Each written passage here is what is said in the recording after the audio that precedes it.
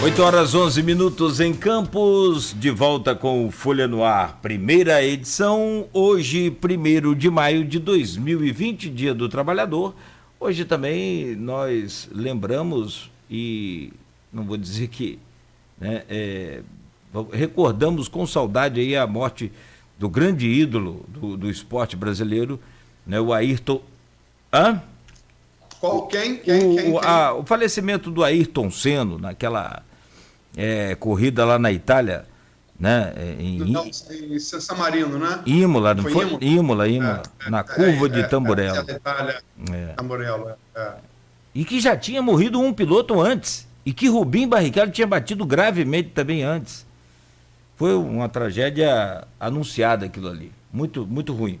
Mas a gente, são 26 anos hoje. Algumas emissoras... desculpa. 26 anos hoje? 26 anos hoje. Inclusive a Inter TV, que é do Grupo Folha da Manhã, no domingo, né, vai estar apresentando um pouco da história aí do Ayrton Senna. Para os meus filhos, por exemplo, que têm 23 anos, né, os gêmeos, tem o Diego que tem mais idade, mas eles não viram aí, né, e não viveram aquelas manhãs de domingo maravilhosas que nós vivemos. Bom, são 8h13, pelo menos uma coisa boa nessa história do esporte brasileiro e, né, o legado deixado pelo Ayrton Senna, mas nós estamos falando sobre atualidade, sobre política brasileira, sobre administração. Tem a presença hoje do jornalista Luiz Abreu Barbosa e o nosso convidado, o advogado, juiz, aposentado e professor, o Dr. Fernando Miller, que está conosco hoje no programa. Na pauta agora a postura do presidente na pandemia da Covid-19, Aloysio. Só registrar aqui que tem aqui alguns diálogos se dando aqui nos comentários do streaming no Facebook. BRP da Hora, que agradeço pela audiência, está sempre aqui conosco, e é um defensor do presidente Bolsonaro. Botou aqui, primeiro bloco se encerra com o primeiro bloco da abertura do programa, né, com o senhor Aloysio atribuindo o baile funk na cidade decorrente da postura do presidente Jair Messias Bolsonaro em meio à pandemia ao Covid-19. BRP da Hora, eu acho que qualquer atitude que eu tomar como diretor de redação afeta a redação. Qualquer atitude que eu tomar como pai afeta meu filho. Qualquer atitude que um presidente tome afeta a população daquele país, né? Então, qualquer atitude que você tomar como gerente da rádio, Cláudio, vai afetar todos os demais integrantes da rádio. Qualquer atitude que o professor Fernando tomasse numa sala de aula afetaria seus alunos. Qualquer atitude que ele tomasse como magistrado afetaria o curso do processo, os envolvidos no processo. Então, é uma coisa natural. Mas, então, acho que tem a ver, sim. E ele tem a resposta aqui do Maurício Batista, que, em sequência, responde a ele, outro ouvinte do programa. A ignorância só vai acabar quando for um ente querido, ele se refere à Covid. As atitudes do presidente influenciaram muito para as pessoas encararem como uma gripezinha ou um resfriadinho que chega a 6 mil mortos. Então, aqui mesmo no grupo são feitas observações respondidas, né? Só um exemplo? Pois não. O Donald Trump também, ele não citou lá numa entrevista que era para usar o desinfetante, né? Teve gente que, eu não vou afirmar aqui que morreu, mas que teve complicação de saúde nos Estados Unidos em função disso. É um líder. E Bolsonaro disse que o brasileiro não pega nada porque toma banho em esgoto, né? Foi. Mas então, professor Fernando, o tema desse bloco a gente antecipou um pouco no bloco anterior, e eu falei bastante no primeiro bloco, a postura do presidente em relação à pandemia. Como é que o senhor avalia ela?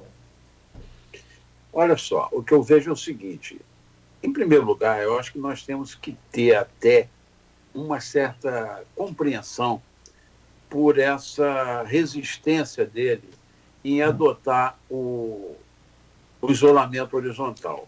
Porque a questão da economia é preocupante mesmo. Nós vamos ver assim, inúmeras empresas quebrando, inúmeros estabelecimentos comerciais falindo. Aqui em Campo mesmo nós vamos ter restaurantes fechados. Então, exatamente. Essa questão da economia, que a gente não pode também só criticar, a gente tem que ter um olhar um pouco mais compreensivo sobre o problema. Que esse dilema existe. De um lado, a economia versus saúde. É claro, evidentemente, nós temos que colocar a saúde em primeiro lugar, né? A vida das pessoas tem que ficar em primeiro lugar. O erro do Bolsonaro foi se preocupar em excesso com a questão da economia e em detrimento das medidas que teriam que ser tomadas para a proteção da vida das pessoas. Esse é o meu ponto de vista, entendeu? Mas, quando o Mandetta começou a defender e a pregar a necessidade do isolamento horizontal, o Bolsonaro começou a ir para a rua, e ostensivamente deixando o Mandetta numa situação constrangedora diante do público, de modo geral. E isso aí caminhou mal até o ponto de chegar na exoneração do Mandetta. Achei que o Bolsonaro poderia ter tido uma atitude menos ostensiva, defendendo a economia, pregando um isolamento mais ameno, mas não como ele fez. Entendeu? Eu acho que esse foi o grande erro dele. E graças a Deus que os governadores e os prefeitos não seguiram as orientações dele, senão nós estaríamos perdidos agora. Tem aqui duas perguntas feitas no grupo qual o senhor faz parte também, e onde o senhor anunciou sua ruptura com o Bolsonaro. O senhor não tem, então, não havia se manifestado no grupo, embora integrasse, mais como observador. O senhor no dia, agora no último dia 29, anteontem, né? Foi. O senhor declarou sua ruptura publicamente e usou uma expressão até forte. O senhor dizendo que o presidente havia perdido seu apoio pelos atos, abre aspas, os atos insanos e irresponsáveis que ele vem praticando. Verdade. O senhor se referia às atitudes dele em relação à pandemia? Sim. E mesmo antes da pandemia, né? Mas, sobretudo, agora, na época da pandemia, em que ele está, assim, não querendo aceitar a orientação da própria ciência, da própria medicina. A orientação do OMS, ele vira as costas para isso tudo, Luiz. Ele não quer saber, ele tem um ponto de vista dele que tem que prevalecer, custe o que custar, entendeu? E pronto, vai para a rua, cumprimenta as pessoas. Quer dizer, é uma situação em que ele, ao fazer isso, ele corre não apenas o risco de contaminar as pessoas, como também ele tem que se preocupar em não ser contaminado, né? Se é que não já tinha sido, porque ele, como chefe de Estado, ele tem que se preservar também. Concorda? Não, lógico. E o senhor concorda que o exemplo de um líder, ele se reflete sobre os liderados? Isso sem dúvida. Quer dizer, e ele criou, pelo menos, no mínimo, ele criou uma confusão na cabeça das pessoas. Ele criou uma dúvida no povo brasileiro. Afinal, isso é grave ou isso não é grave? Afinal, esse vírus tem essa potência toda de letalidade ou pode gerar apenas, como ele se referiu no início, uma gripezinha? Quer dizer, isso aí vai instabilizando, vai criando uma instabilidade na crença do povo. Tem muita gente que está andando pelas ruas aí que não está acreditando que a coisa é para valer, que a coisa é grave, né? Você vê aqui em Campos, por exemplo, nós estamos observando filas enormes nas portas dos bancos, sem o distanciamento recomendado. Sem máscara. Sem máscara. Então, isso aí, eu acho, concordo com o que você disse, é fruto do que ele vem fazendo, do que ele vem dizendo, que isso aí não tem a gravidade que se apregoa, né?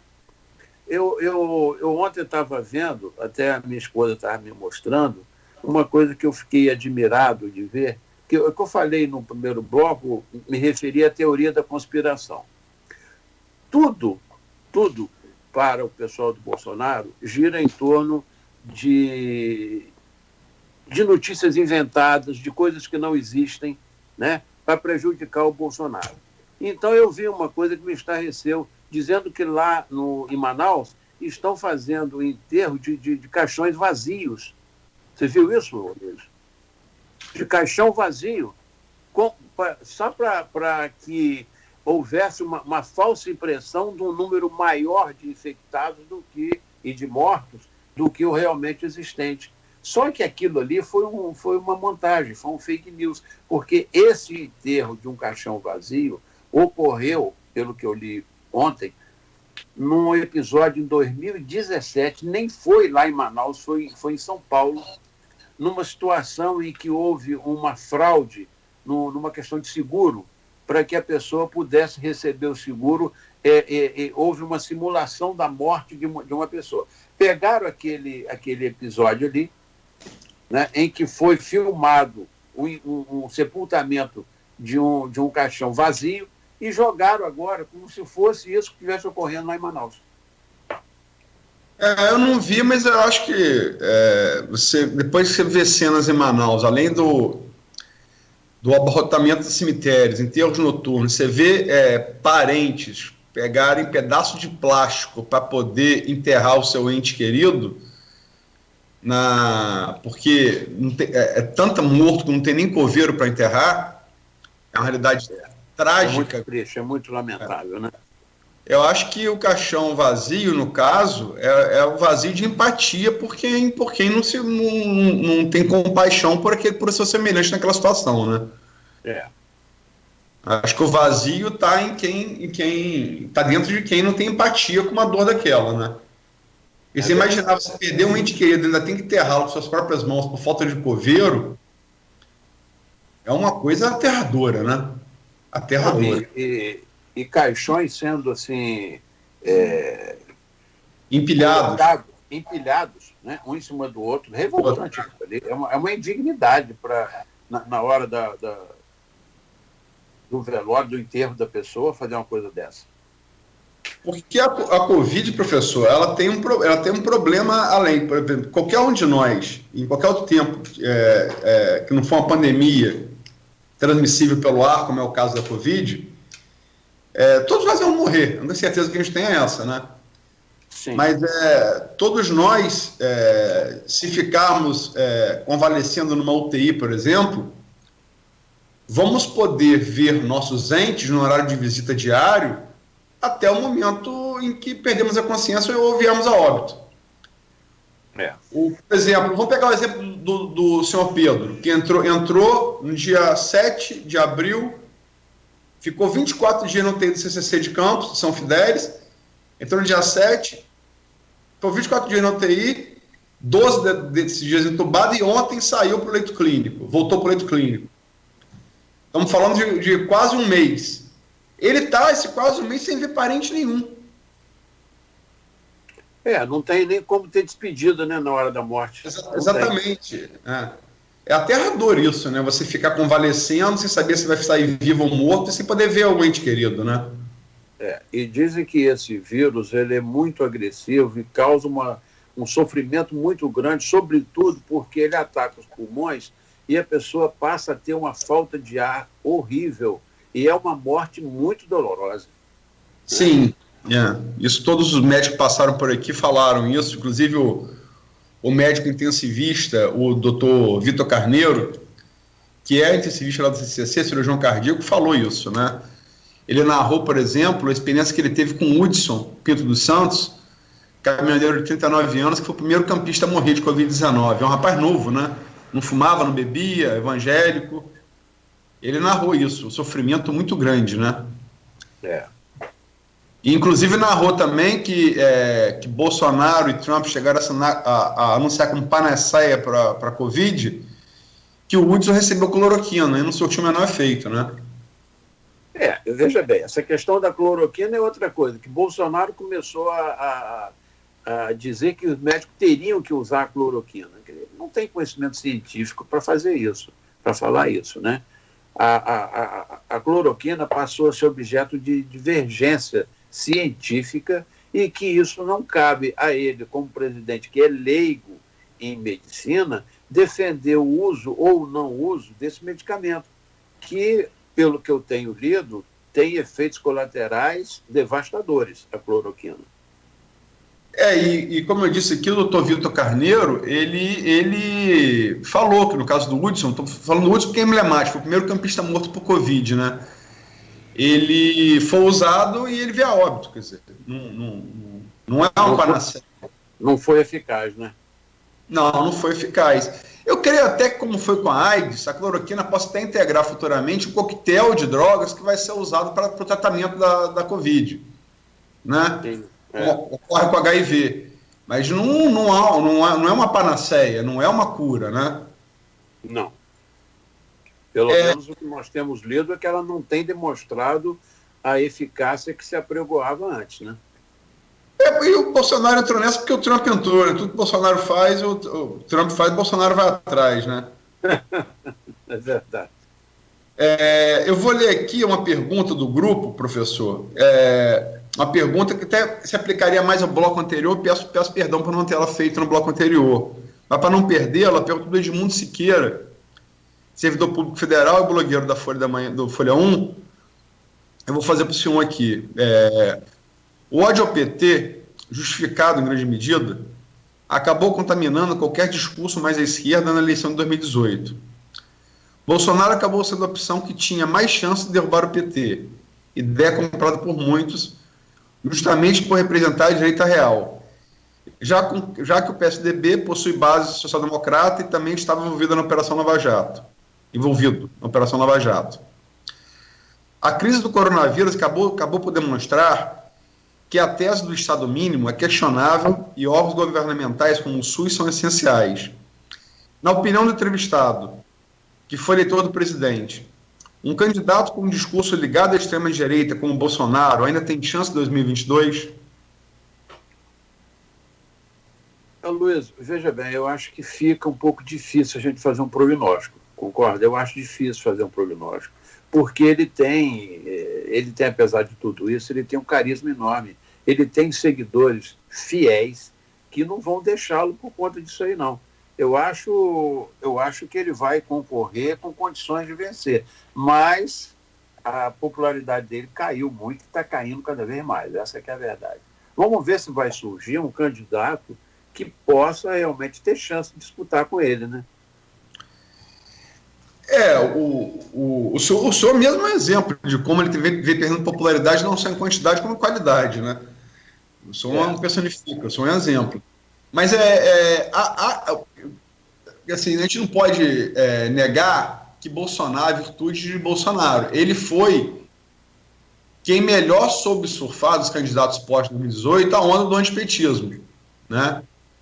Sim, isso foi muita habilidade.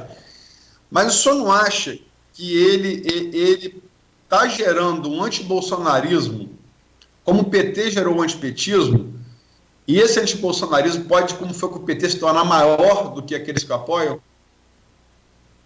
Pode acontecer, sim. E está crescendo muito esse antibolsonarismo, né? Crescendo muito e nós não sabemos, nós temos muito tempo ainda pela frente para chegar nas próximas eleições, né? E eu vou te dizer, nem sei se ele chega nas próximas eleições. Se não pode acontecer o impeachment antes, né?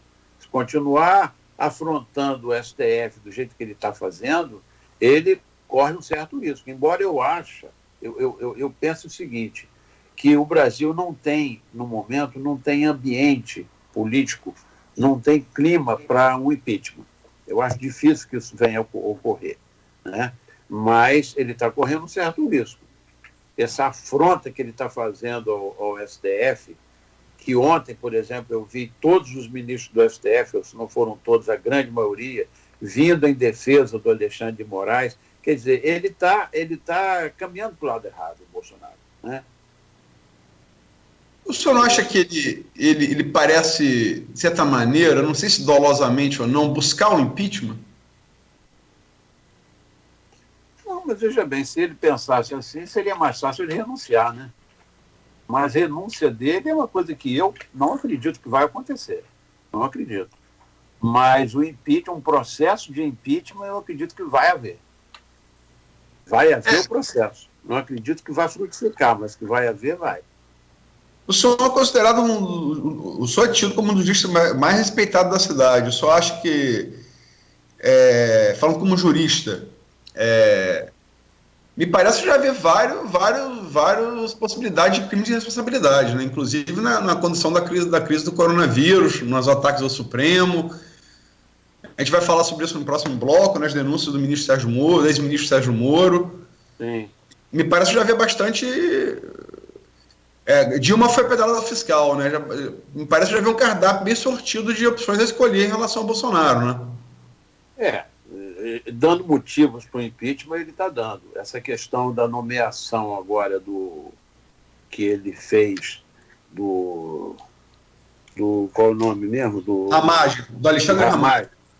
Do Alexandre Ramagem, que ficou visível, e ele mesmo confessou, que tinha interesse em ingerência política na Polícia Federal, né? Colocando Ramagem, que é ligado à família dele, que é amigo dos filhos dele, como diretor-geral da Polícia Federal, né?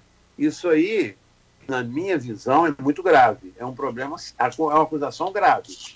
Precisa ser provada, é claro, porque ingerência política na Polícia Federal é muito grande. É muito grave. Ontem eu vi na televisão ele dizendo que, inclusive se referindo ao ministro Alexandre de Moraes, de uma maneira assim meio que afrontosa, dizendo, então o senhor tem que tirar também o Ramagem da ABIN, porque se ele não pode ser diretor da Polícia Federal, ele não pode também ser atuante na ABIN. São situações diferentes. Uma coisa é a Polícia Federal, né? E outra coisa é a ABIN. Então ele está assim, meio que peitando o STF. Ele teve uma postura muito agressiva ontem, na parte da manhã. Quando foi à noite, ele já estava mais calmo, né? Penso que já devia ter sido medicado, né? Tomou um Rivotrilzinho para relaxar. E aí ele já estava mais tranquilo. Não, hoje de manhã eu tive um desabafo, né? E essa coisa toda. É difícil a gente lidar com isso. E ele costuma dizer, Luiz, assim, eu respeito a justiça, né? Eu respeito o STF, mas ele bota uma conjunção adversativa aí que não cabe, não tem mais, né? Não tem mais. Eu vi a Andréia Sadi, aquela jornalista, dizer ontem na Globo News isso, respeita as decisões judiciais, ponto, não tem mais, não tem porém, né? Acho que não tem que colocar aí uma conjunção adversativa. Não tem que questionar, tem que cumprir. O senhor falou brincando aí, em tom irônico, que ele tomou remédio e ficou mais calmo. Mas outro eminente jurista, como o senhor o Miguel Reale Júnior, já sugeriu de maneira séria que se fizesse um teste de sanidade mental no presidente. O senhor acha o que dessa proposta do seu colega aí, Miguel Reale Júnior? Inclusive, autor do pedido de impeachment do Dilma Rousseff. Olha, seria muita leviandade da minha parte eu fazer esse tipo de acusação ao Bolsonaro, dizendo que ele é um psicopata, né? Ele tem agido como tal, mas para dizer que ele sofre de um problema psiquiátrico, aí a diferença é muito grande. Eu tenho um certo receio desse desequilíbrio emocional dele, até onde isso pode ir, entendeu? Essa que é a verdade. A gente brinca e tal, fala que ele estava medicado, em tom de brincadeira, mas é uma verdade. Eu falo porque o Miguel Reale Júnior propôs isso de fato, né? O senhor viu na época, né? Eu acho. E é um eminente jurista, né? Com certeza. Um dos melhores do Brasil. Tem uma pergunta aqui. Sim. Perdão. Se puder, eu gostaria de, se você me permite, antes da pergunta aí, ainda nessa questão do impeachment, fazer uma pergunta aqui pessoal ao doutor Fernando. Que na eventual ocorrência aí do impeachment... Cláudio, posso pedir uma coisa? Claro. O impeachment vai entrar no STF. O STF é pauta do próximo bloco. Você pode fazer pergunta no próximo bloco, senão a gente vai adiantar demais e tem uma pergunta aqui relativa ainda à Covid. Manda lá, claro, perfeito. Porque no próximo bloco a gente vai entrar na questão. Sim. O Maurício Batista, obrigado, Cláudio. Nada. O Maurício Batista, ouvinte, telespectador aí pelo streaming, pergunta para o senhor em relação à atitude do presidente em relação à pandemia. Vocês acham que o presidente está tendo empatia? Ele está tendo empatia? Em relação às pessoas, né? Sei. Qual a sua opinião, professor? Não, veja bem, aí depende do ponto de vista, porque os comerciantes, por exemplo, apoiam o que ele diz, né? Os comerciantes têm interesse em que o comércio fique aberto. Quer dizer, essa empatia vai existir de um lado e não do outro. É o que eu penso.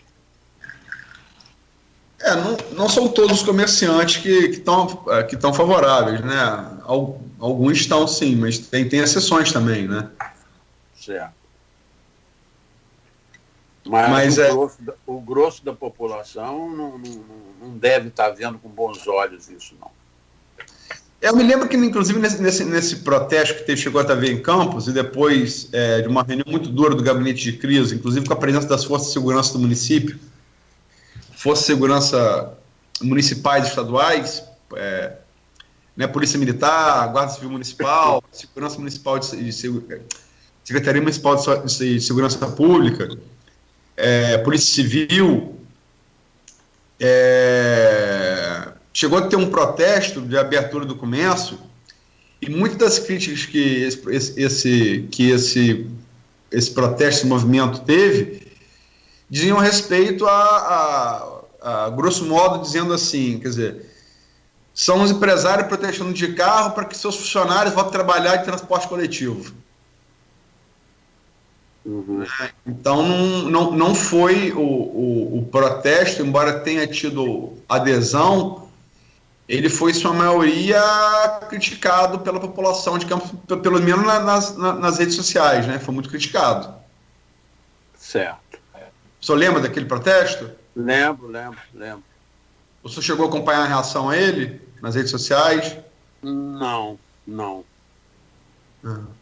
Teve inclusive um meme que foi feito da carreata dos comerciantes com os caminhões do exército italiano saindo com os caixões lá na Lombardia, né? Fizeram uma montagem, que uma coisa levaria a outra, né?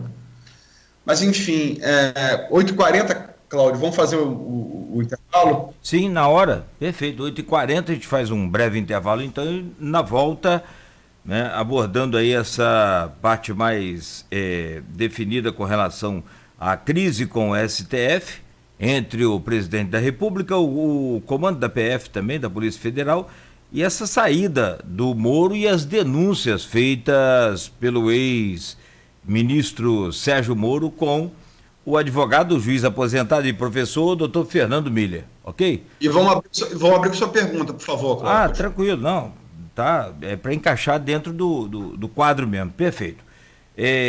Rapidamente, então, um breve intervalo, você que está em casa nos acompanhando, permaneça aí, continue conosco, Folha FM 98,3, este é o Folha no Ar, primeira edição, e tem o patrocínio dos laboratórios Plínio Bacelar e Clínica Proteus. Em 2 minutos, retornaremos com o último bloco do Folha do Ar, primeira edição de hoje. A Proteus, moderna empresa especializada em medicina e segurança do trabalho, está